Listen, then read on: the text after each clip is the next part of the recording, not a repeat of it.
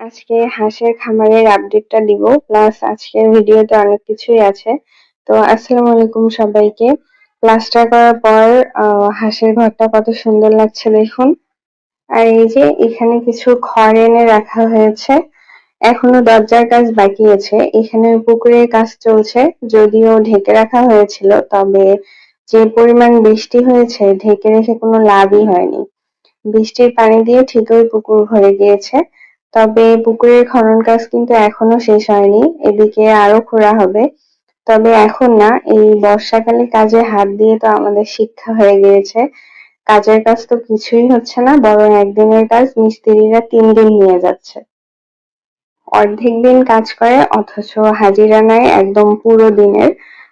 তাই কাজ আপাতত বন্ধ আছে, রোদ শুরু হলেই আবার কাজে হাত দিতে হবে। এখনো 2 থেকে 3 দিনের কাজ বাকি আছে। হাঁসের ঘরের দরজা লাগানো বাকি, পুকুরের ঢালাই বাকি, আবার একদিন বাজারে গিয়ে মাছের পোনাও আনতে হবে। কারণ আমাদের পরিকল্পনায় এখানে হাঁসের পাশাপাশি অল্প পরিসরে মাছ চাষও করতে চাই। কি করব বলুন, শহরের মানুষের জায়গা তো কম থাকে, কিন্তু নিজের বাড়িতে একটু আবাদ সুবাদ তো করতে ইচ্ছে করে, তাই না? তাই এইটুকু জায়গা যতটুকু কাজে লাগানো যায় আর কি। তো কাজটা দেখে এখন দুপুরের খাবার খেতে বসেছি। প্রতিদিন সকালে ভাতই খাই, কিন্তু আজকে সকালে চা নাস্তা খেয়েছি। বাঙালি তো ভাত ছাড়া চলেই না। আম্মু আজকে অনেক কিছু রান্না করেছে। এখানে ছিল কাঁঠালের বিচি আর শুটকি দিয়ে ভর্তা, এটা আমি আজকে প্রথম খেলাম। তারপর ছিল রসুন শাক ভাজি। এটা না অনেক উপকারী একটা শাক, বিশেষ করে যাদের বাত ব্যথা আছে তাদের জন্য অনেক উপকার। এরপর ছিল পাঙ্গাস মাছ ভুনা। তারপর ছিল আলু পটল দিয়ে গরুর গোশত ভুনা। আমার না আলু অনেক পছন্দের একটা সবজি, আমার কাছে মনে হয় আলু অনেকটা পানির মতো। পানি যেমন যেই পাত্রেই রাখবেন সেটা আকার ধারণ করে, তেমনি আলু যেটাতেই দিবেন সেটাই হিট। আলু আর কার কার পছন্দ আপনাদের কমেন্ট করে জানাবেন তো। আমি না সব তরকারি আগে একটু একটু করে খাই, তারপর সবগুলো মেখে তারপর ভাত খাই। এরকম কে কে করেন অবশ্যই জানাবেন।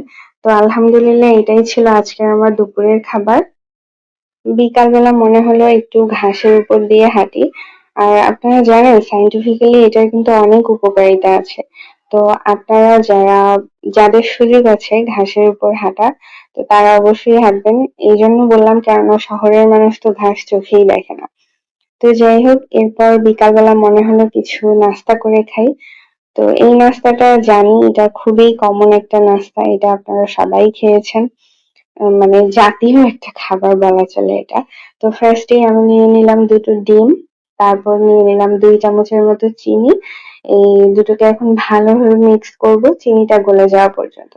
এরপর ব্রেড নিয়ে নিলাম, নিয়ে চিনির ব্যাটারে এটাকে ভালোভাবে চুবিয়ে, এটা কিছুই না, জাস্ট ভেজে নিতে হবে।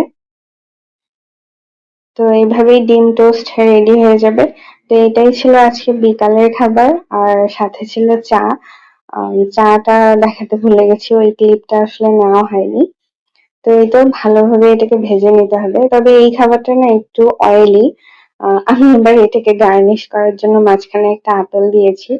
খাবারটা অয়েলি হলেও খেতে মজা আছে। আর মাঝে মধ্যে এরকম একটু অয়েলি খাবার খেলে দোষের কি, তাই না? প্রতিদিন তো আসলে এরকম ভাজা পোড়া খাওয়া হয় না, মাঝে মধ্যে একটু খাওয়া হয় আর কি। তো এই ছিল আজকের ভিডিও, সবাইকে আল্লাহ হাফেজ।